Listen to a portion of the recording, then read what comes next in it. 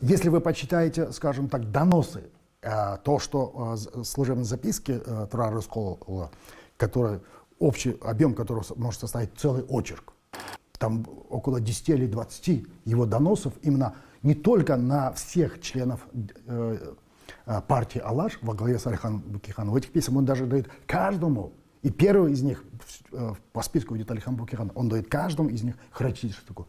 Кем они были, чем занимались до революции и после революции. То есть Турар Рыскулов их всех описывает как контрреволюционеров.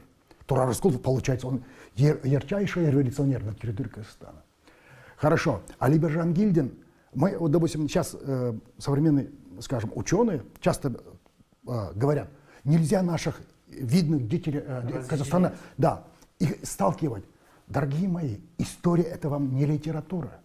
Даже в литературном произведении, романах, допустим, если нет конфликта интересов, столкновения идеи и личности, это уже не произведение.